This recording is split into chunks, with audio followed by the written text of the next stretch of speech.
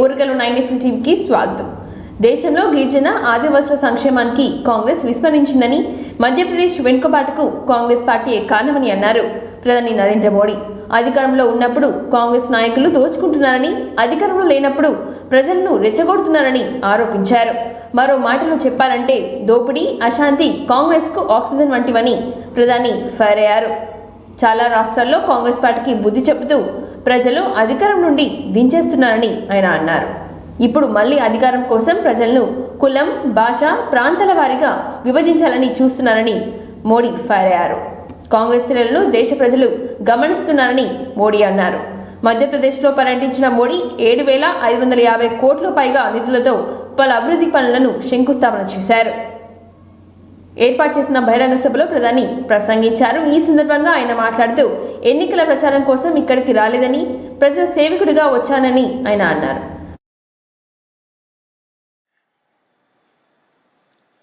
इन दिनों हमारे इस इलाके में तो भगोरिया की तैयारियां चल रही होगी,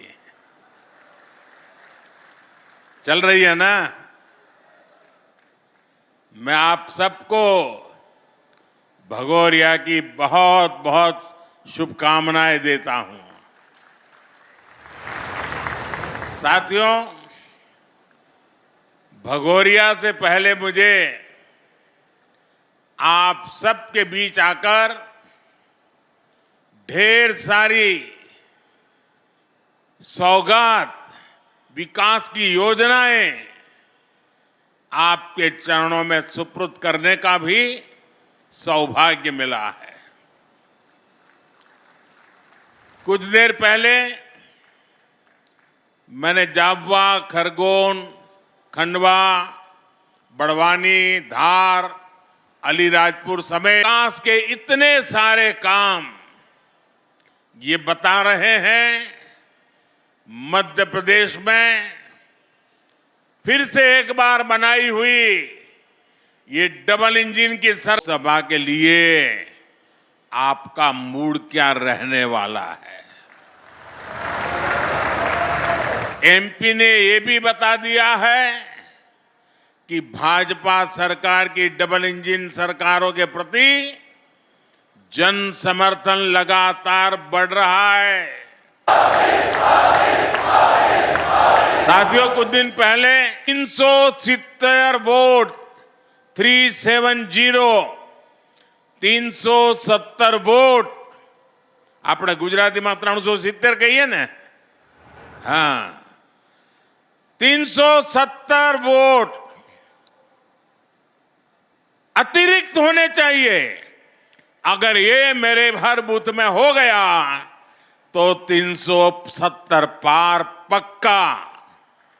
वर्षों में मध्य प्रदेश ने का विकास, आदिवासी लोगों का विकास, ఆదివాసీ బేటే బేటిयों के భవిష్యత్తుని వైష్ణవి వృత్తిపై వెంటనే దర్యాప్తు చేసి బాధ్యులపై కఠిన చర్యలు తీసుకోవాలని, బాధితులకు న్యాయం చేయాలని BSP chief RS Praveen Kumar demand చేశారు. సూర్యాపేటలో గురుకుల వసతి గృహంలో ఇంటర్మీడియట్ చదువుతున్న విద్యార్థిని వైష్ణవి ఉరివేసుకుని ఆత్మహత్య చేసుకుంది. దీంతో గురుకుల పాఠశాల ముందు బైఠాయించిన ఆందోళనకు దిగిన వైష్ణవి కుటుంబ సభ్యులు ఆర్ఎస్ ప్రవీణ్ కుమార్ పరామర్శించి వారు చేసిన ఆందోళనకు మద్దతు తెలిపారు. ఈ సందర్భంగా ఆయన మాట్లాడుతూ భువనగిరిలో 2 అమ్మాయిలు అనుమానాస్పదంగా మరణించి ఘటన మరవక ముందే సూర్యాపేట సాంఘిక సంక్షేమ గురుకుల పాఠశాలలో వైష్ణవి చనిపోవడం బాధాకరమని అన్నారు. ప్రభుత్వం ప్రకటించిన 6 గ్యారెంటీల్లో అమలు కాదు, మా బిడ్డ ప్రాణాలకు గ్యారెంటీ కావాలని శోకంలో ఉన్నారు తల్లిదండ్రులు.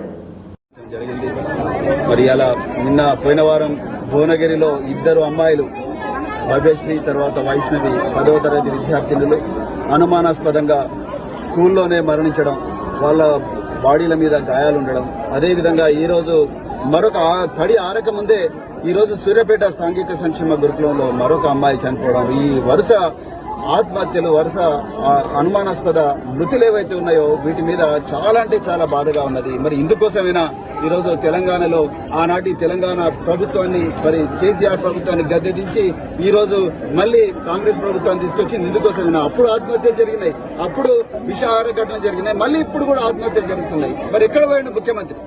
ఎక్కడ పోయిన ఎమ్మెల్యేలు? అసలు ఈ శాఖకు ఒక మంత్రి కూడా లేడు. ఎవరు చూస్తున్నారో తెలియదు, ఎవరికి చెప్పాలో తెలియదు. వీళ్ళందరూ ఓట్లేస్తేనే కదా ఆయన ముఖ్యమంత్రి అయింది. వీళ్ళందరూ ఓట్లేస్తేనే కదా ఈ పార్టీలు ఎమ్మెల్యేలు అయినరు.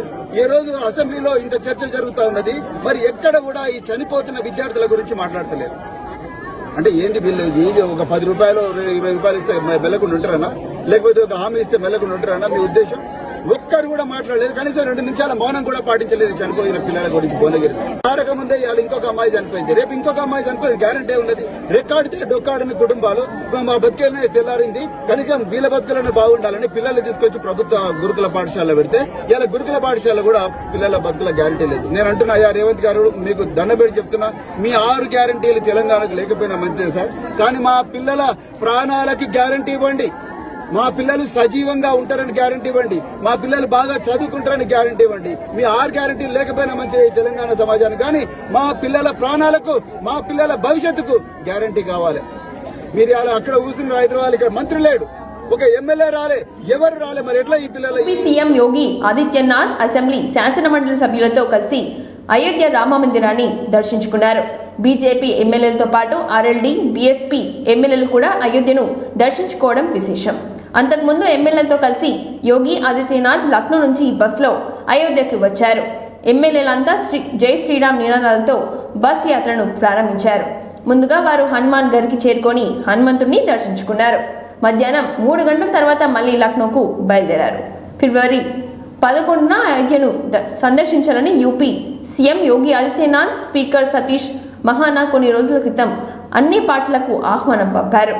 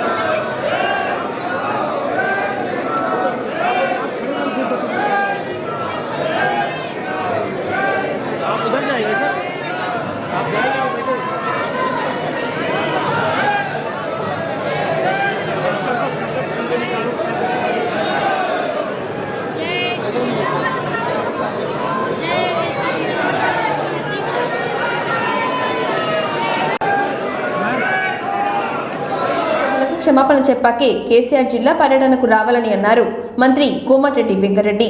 కుర్చీ వేసుకొని ఎస్ఎల్బీసీని పూర్తి చేస్తామన్నారు కేసీఆర్. మాట తప్పారని ఆయన అన్నారు. ముక్కు నేలకు రాసి నల్గొండకు రావాలని కోమటిరెడ్డి వెంకరెడ్డి అన్నారు. కేసీఆర్ పర్యటనను వ్యతిరేకంగా నల్గొండ టౌన్లో నిరసన చేపడతామని ఆయన అన్నారు. రాష్ట్ర బడ్జెట్ ప్రజా యోగ్యమైందని అన్నారు కోమటిరెడ్డి. విమర్శించే స్థాయికి ఎవరూ లేదని అన్నారు. ప్రాజెక్టులు కేంద్రానికి అప్పగింత ఫైలుపై సంతకం చేసిందే కేసీఆర్, హరీష్ రావు అని ఆయన అన్నారు. కేసీఆర్ మోసం చేసి అధికారంలోకి వచ్చి దుర్మార్గుడని మండిపడ్డారు.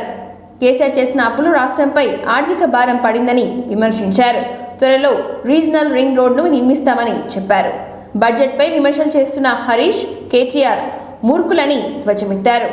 కేసీఆర్ దొంగ దీక్షతో తెలంగాణ తెచ్చిందని చెప్పుకుంటున్నారని మండిపడ్డారు. తమ ప్రభుత్వం సంక్షేమానికి పెద్దపీట వేస్తుందని చెప్పారు. అన్ని రంగాల్లో అభివృద్ధికి కట్టుబడి ఉన్నామని, ఇది కేవలం అవుట్ ఆన్ అకౌంట్ బడ్జెట్ అని, కేంద్ర ప్రభుత్వం పూర్తిస్థాయి బడ్జెట్ పెట్టిన తర్వాత పూర్తిస్థాయి బడ్జెట్ ప్రవేశపెడతామని ఆయన అన్నారు.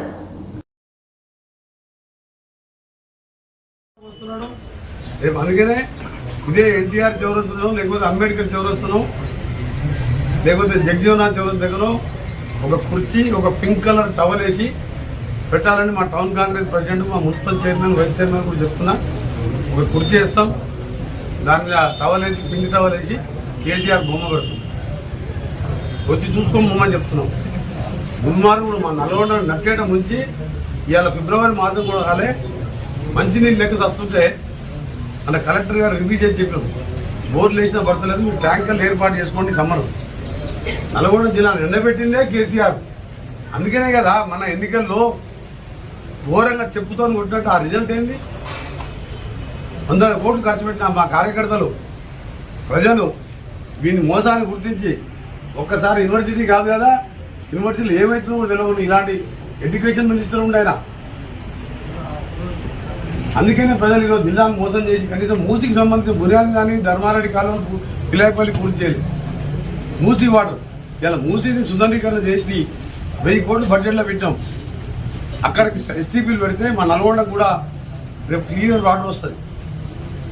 మూసి అనేది డ్రింకింగ్ వాటర్ ప్రజలు నిజాం కాలంలో వికారాబాద్లో పుట్టి నేరేడు జిల్లాలో మళ్ళా కృష్ణాలు కలిసే ఏకైక తెలంగాణలో ఎండయ్యే రివర్ అది మూసి. 6,20,000 కోట్లు అప్పు చేసిన దుర్మార్గులు మూసిని కూడా పట్టించుకోవాలి. 1000 కోట్లు పెట్టాం బడ్జెట్. అందుకనే కృష్ణా రివర్ బోర్డు గురించి కానీ కేసీఆర్ హరీష్ రావు మాట్లాడే అర్హత లేదు. 5 ఏళ్ళు ఇరిగేషన్ మినిస్టర్గా ఒకసారి ఆయన రోజా ఇంటికి పోయి చెప్పిండు, రొయ్యల పులుసు తినుకుంటా రాయలసీమను రతనాలసీమ చేస్తారు. ఇవాళ నల్గొండని నాశనం చేసి ఇవాళ మళ్ళా ఫ్లోరైడ్ నీళ్ళు తాగుతున్న ఊళ్ళల్లో. మేము ఏ రోజు కూడా కాంప్రమైజ్ కాకుండా ఆ రోజు మీ సాగర్తో నీళ్ళు ఇస్తే 5,000 కోట్ల మిషన్ భగీరథ అంతా దోసుక తిన్నారు. అక్కడ చూస్తే ఇవాళ నీళ్ళే లేవు. ఏ ముఖం పెట్టుకొని వస్తుంది కేసీఆర్? మన ప్రజలు ఇచ్చిన తీర్పు చూసి బుద్ధి రాలేదా? 2023-24లో finance minister Harish Rao, KCR irrigation minister cum CM. ఇప్పుడు కేఆర్ఎంబి జీఆర్బి గోదావరి రివర్ బోర్డుకు 200-400 కోట్లు బడ్జెట్లో పైకి ఈ రోజు నుంచి ఆటోలు నడవనున్నాయి. ఆదివారం ఉదయం 10 గంటలకు పచ్చజెండా ఊపి ఆటోల రాకపోకలను పునఃప్రారంభించారు ప్రభుత్వ విప్ ఆలేరు ఎమ్మెల్యే అలయ్య ఒక ప్రకటనలో తెలిపారు. యాదగిరిగుట్ట ప్రధాన ఆలయం రీఓపెన్ సందర్భంగా గత ప్రభుత్వం 2022 మార్చి 28న కొండపైకి ఆటోలను నిషేధించింది. దీంతో ఆటో డ్రైవర్లు రీలే నిరాహార దీక్షకు దిగారు. ఘాట్ రోడ్ సమీపంలో యాదఋషి విగ్రహం వద్ద దాదాపు 20 నెలల పాటు దీక్షలు కొనసాగించారు. అసెంబ్లీ ఎన్నికల కోడ్ రావడంతో పోలీసుల సూచనల మేరకు 2023 నవంబర్లో దీక్షలు విరమించారు. అసెంబ్లీ ఎన్నికల్లో కాంగ్రెస్ గెలవడంతో ఆలేరు ఎమ్మెల్యే ఐలయ్య ఆటో డ్రైవర్లు, ఆలయ ఉద్యోగులు పోలీసులతో పలు దఫాలు రివ్యూ చేశారు. అధికారులతో చర్చలు జరిపిన తర్వాత ప్రభుత్వం ఈ నెల 11 నుంచి కొండపైకి ఆటోలు అనుమతిస్తూ నిర్ణయం తీసుకుంది.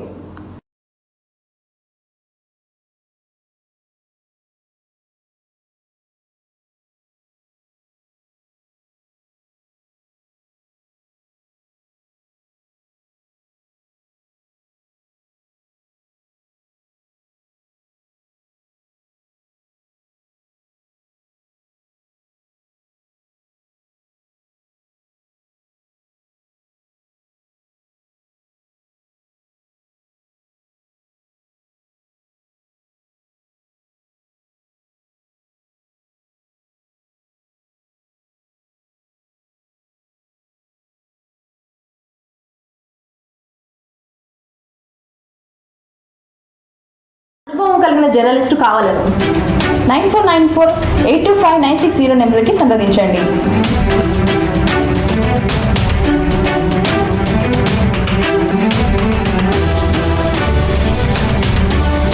తెలుగు రాష్ట్రాల వ్యాప్తంగా మన ఓర్గన్ 9 న్యూస్ ఛానల్కి జిల్లా స్థాయి నియోజకవర్గంలో అనుభవం కలిగిన జర్నలిస్టు కావాలను 9494825960 నెంబర్కి సంప్రదించండి.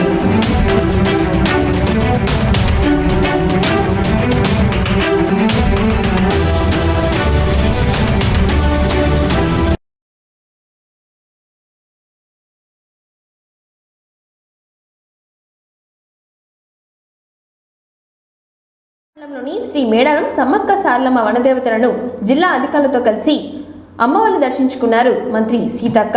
అనంతరం మీడియాతో మాట్లాడుతూ మేడారం జాతరకు రాష్ట్ర ప్రభుత్వం అన్ని ఏర్పాట్లు పూర్తి చేసిందని, అన్ని వసతులు ఏర్పాటు చేస్తామని చెప్పారు.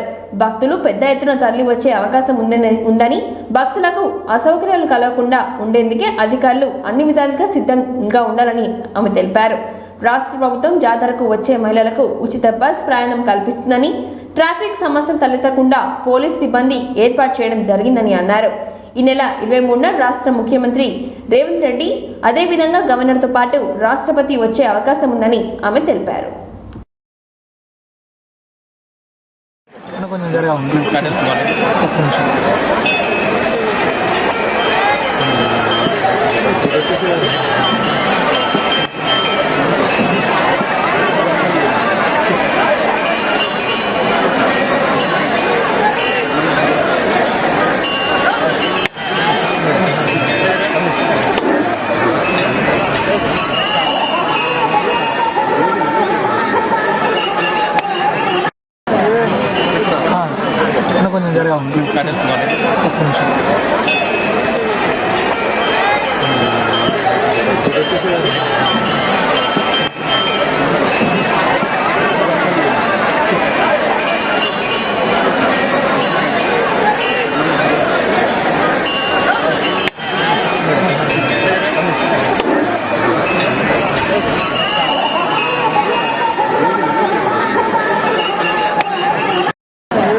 పాలెంపేట గ్రామంలో 90 లక్షలతో నూతనంగా నిర్మిస్తున్న వృద్ధాశ్రమ భవనం శంకుస్థాపన కార్యక్రమానికి ముఖ్య అతిథిగా హాజరై శంకుస్థాపన చేసి రాష్ట్ర పంచాయతీరాజ్ గ్రామీణాభివృద్ధి స్త్రీ శిశు సంక్షేమ శాఖ మంత్రి సీతక్క. ఈ కార్యక్రమంలో జిల్లా collector Tripathi, additional collector Sreeja తదితరులు పాల్గొన్నారు.